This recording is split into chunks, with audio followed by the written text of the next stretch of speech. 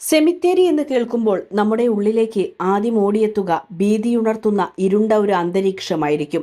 എന്നാൽ ആ പതിവ് കാഴ്ചകളിൽ നിന്നും ചിന്തകളിൽ നിന്നും തികച്ചും വ്യത്യസ്തമായി കാലാനുസൃതമായ ഒരു വലിയ മാറ്റത്തിന് തുടക്കമിട്ടിരിക്കുകയാണ് തൃശൂർ ജില്ലയിലെ ഒരു ക്രൈസ്തവ ദേവാലയം.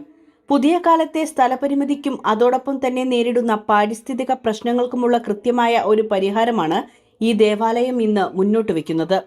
ഇരിങ്ങാലക്കുട രൂപതയുടെ കീഴിലുള്ള വല്ലക്കുന്ന് സെന്റ് അൽഫോൻസ ദേവാലയത്തിലാണ് ഈ അപൂർവ കല്ലറകൾ ഒരുക്കിയിരിക്കുന്നത്. പുറത്തുനിന്ന് നോക്കിയാൽ ഒരു പാരിഷ് ഹാളോ അല്ലെങ്കിൽ ഒരു ഷോപ്പിംഗ് മാളോ ഒക്കെയാണെന്ന് നമുക്ക് തോന്നാം. എന്നാൽ ഈ ഇരുനില കെട്ടിടത്തിനുള്ളിലേക്ക് കയറിയാൽ കാണാൻ സാധിക്കുക സയന്റിഫിക് രീതിയിൽ നിർമ്മിച്ച സെൽ മോഡൽ കല്ലറകളാണ്.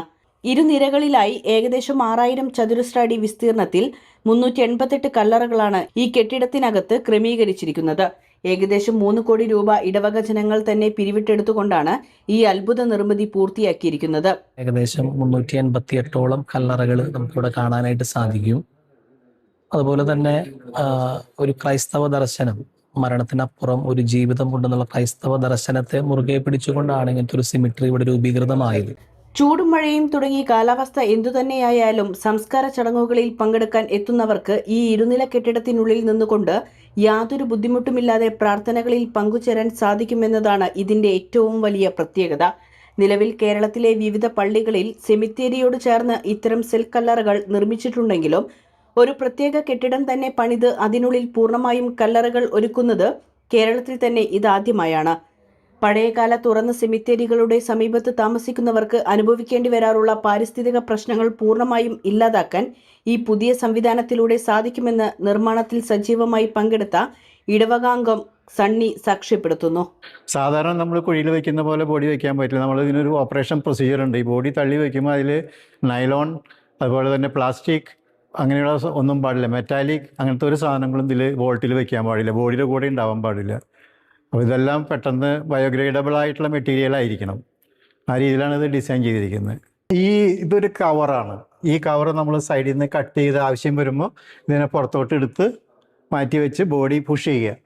അതിനുശേഷം ഇത് വെച്ച് വീണ്ടും അത് റീഇൻസ്റ്റേറ്റ് ചെയ്യുക. അത്രയേ ഉള്ളൂ. ഈ എല്ലുകൾ നേരെ അങ്ങോട്ട് പുറയിൽ വലിയൊരു ട്രഞ്ച് ഉണ്ട്. ആ ട്രഞ്ചിലേക്ക് പോകും. ആ ട്രഞ്ചും വളരെ പ്രൊട്ടക്റ്റഡ് ആണ്. അതിൽ വെള്ളം കയറി അങ്ങനെയൊന്നുമില്ല. അത് എബോവ് നാച്ചുറൽ ഗ്രൗണ്ട് ലെവലിന് മുകളിലാണ് നിൽക്കുന്നത്. നാളിതുവരെ വല്ലക്കുന്ന് ഇടവകയ്ക്ക് സ്വന്തമായി ഒരു സെമിത്തേരി ഉണ്ടായിരുന്നില്ല. അതുകൊണ്ട് തന്നെ തൊട്ടടുത്ത പള്ളികളിലായിരുന്നു മൃതദേഹങ്ങൾ സംസ്കരിച്ചിരുന്നത്. ഈ ഒരു വലിയ ബുദ്ധിമുട്ടിന് പരിഹാരം കാണാൻ വേണ്ടിയാണ് 2018 ഇങ്ങനെയൊരു സെൽ സെമിത്തേരി എന്ന ആശയം ഇടവാംഗങ്ങൾക്കിടയിൽ രൂപപ്പെടുന്നത്. 1.5 വർഷം മുൻപ് ആരംഭിച്ച ഇതിന്റെ നിർമ്മാണം ഇപ്പോൾ വിജയകരമായി പൂർത്തിയാക്കിയിരിക്കുകയാണ്. പുതിയ സെമിത്തേരിയുടെ ഉദ്ഘാടനം കഴിഞ്ഞതോടെ അടുത്തിടെ മരണപ്പെട്ട 30 പേരുടെ ഭൗതിക അവശിഷ്ടങ്ങൾ ഇതിനകം തന്നെ ഇവിടെ എത്തിച്ച് സെല്ലുകളിൽ സംസ്കരിച്ചു കഴിഞ്ഞു. ഈ സെല്ലുകളിൽ ഭൗതിക ശരീരം ദ്രവിക്കുന്ന മുറയ്ക്ക് അവ സെല്ലുകളുടെ പിന്നിലായി ഒരുക്കിയിട്ടുള്ള അസ്ഥിക്കുഴിയിലേക്ക് മാറ്റപ്പെടും. തുടർന്ന് അതേ സെല്ലുകൾ തന്നെ പുതിയ ആളുകളെ സംസ്കരിക്കാനായി വീണ്ടും ഉപയോഗിക്കാൻ സാധിക്കും.